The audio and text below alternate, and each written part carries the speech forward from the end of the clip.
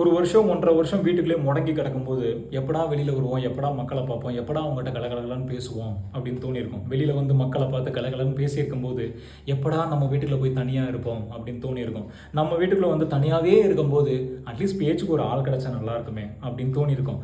பேச்சுக்கு மட்டும் கிடையாது, வாழ்க்கைக்கே துணையாக ஒரு ஆள் கிடைக்கிறாங்க அப்படிங்கும்போது ஏன் இப்படி தொண பேசிக்கிட்டே இருக்க, என்னை கொஞ்ச நாச்சும் புரிஞ்சுக்க மாட்டியா அப்படின்னு தோணியிருக்கும். புரிஞ்சுக்கிட்டு நம்மளுக்கு தேவையான விஷயத்த பார்த்து பார்த்து கவனிக்கிற ஒரு ஆள் கிடைக்கும்போது டேக்கன் ஃபார் கிராண்டடாக இருக்க தோணி இருந்திருக்கும். நம்மளை ஒரு ஆள் டேக்கன் ஃபார் கிராண்டடாக எடுத்துக்கிட்டாங்களே, இனிமேல் அவங்க இல்லாமல் நம்ம தனியாக வாழ்ந்து காட்டணும் அப்படின்னு நினைக்கும் போது நிறைய விஷயங்களை சாக்ரிஃபைஸ் பண்ணணும் அப்படிங்கிற மாதிரி இருந்திருக்கும். நிறைய விஷயங்களை சாக்ரிஃபைஸ் பண்ணியிருக்கும் போது இனிமேல் நான் யாருக்காக எதுக்காக நான் சாக்ரிஃபைஸ் பண்ணணும், எனக்கு பிடிச்ச வாழ்க்கையை நான் தான் வாழ ஆரம்பிப்பேன் அப்படிங்கிற மாதிரி தோணியிருக்கும். நம்மளுக்கு பிடிச்ச வாழ்க்கையை நம்மளாம் தனியாக ஆரம்பிச்சிருக்கோம் அப்படிங்கும்போது நிறைய பேர்த்தோட வெறுப்பை சம்பாதிக்க ஆரம்பிச்சிருப்போம். நிறைய பேர்த்தோட வெறுப்பை சம்பாதிக்கும் போது யாருமே நம்மளுக்கு பக்கத்திலே இல்லையா, ஐயோ அப்படி இருக்கக்கூடாது அப்படின்ட்டு நட்பை பழகணும் அப்படின்னு தோணியிருக்கும். நட்பை பழகணும் அப்படின்னு தோணியிருக்கும் போது நடிக்கணும்னு தோணியிருக்கும் போது எதுக்குடா இந்த வாழ்க்கை அப்படின்னு தோணியிருக்கும். நல்லா யோசிச்சு பாருங்க.